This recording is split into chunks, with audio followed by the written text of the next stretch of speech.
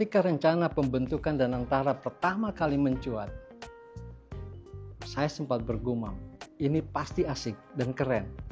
Ada super holding yang menjadi harapan baru dalam pengelolaan BUMN, setidaknya dari sisi tata kelola. Tapi belakangan yang terlihat justru potensi kesemrautan. Apalagi Presiden Prabowo malah menunda peluncurannya dari yang direncanakan pada 7 November 2024. Jangan terburu-buru, kata istana. Tapi di lain sisi, kepala dan wakil kepala Danantara sudah dilantik. Tanpa ketegasan dalam pembentukan Danantara, sekali lagi yang terjadi adalah kesemrautan baru, baik di lingkungan BUMN maupun entitas pengelola investasi milik pemerintah. Danantara digembar-gemborkan seperti terlihat di media akan jadi super holding BUMN. Rasanya sih sudah batal sejak awal. Danantara hanya memilih 7 BUMN gemuk yang kantongnya tebal-tebal. Pertamina, Telkom, Main ID, PLN, Bank Mandiri, Bank BRI, dan Bank BNI. Plus Indonesia Investment Authority atau INA, lembaga pengelola investasi pemerintah yang didirikan tahun 2021.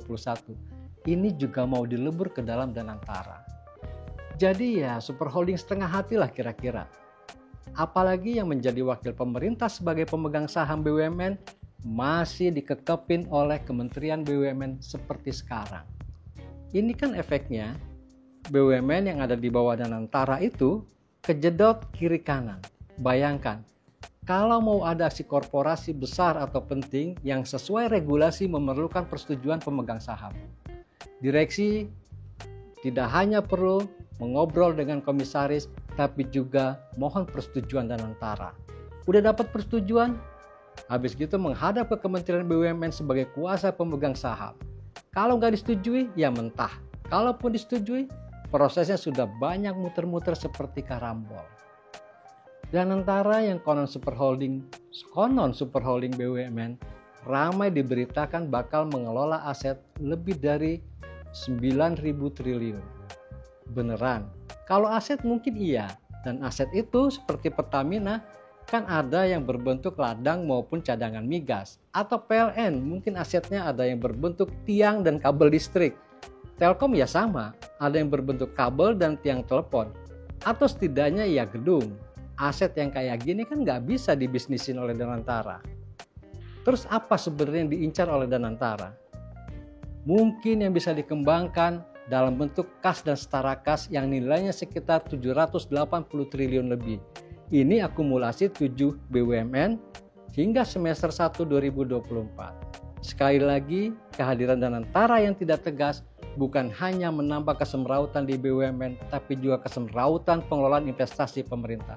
Sekarang aja sudah ada INA, lembaga investasi yang mengendalinya dari APBN.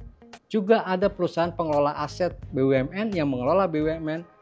Bahkan saham pemerintah yang ada di Indosat sudah diserahkan ke PT PPA. Semraut memang jadinya. Kebanyakan kantong yang harus disuapin.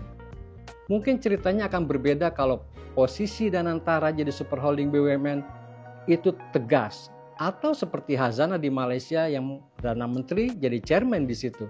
Atau seperti Singapura yang punya Temasek. Yang pasti di Singapura dan Malaysia tidak ada dualisme pengelolaan BUMN. Jadi kalau Danantara cuma kelola investasi dari modal yang ada di BUMN, mendingan perluas cakupan INA, lembaga pengelola investasi pemerintah yang sudah ada, biar organisasi pengelolaan investasi lebih efisien. Kalau nggak mau begitu, ya perkuat Danantara jadi super holding. Terus Kementerian BUMN cukup jadi regulator saja dan juga jadi pengawas. Nah, sementara posisi kuasa pemegang saham itu harus dialihkan. Dengan demikian, penyaluran komisaris dan direksi melalui Kementerian BUMN eranya akan berakhir. Tapi kini semuanya ada di tangan Presiden yang membentuk Danantara. Kita lihat saja nanti. Akhirnya akan membuat BUMN semakin susah gerak atau memang semakin lincah. Belum lagi di DPR bukan apa-apa. Nanti akan ada tarik-menarik antara Komisi 6 dan Komisi 11. Ini barang Danantara ini itu mitranya siapa? Coba kita lihat kesemrautan ini semuanya akan muncul sambil minum kopi.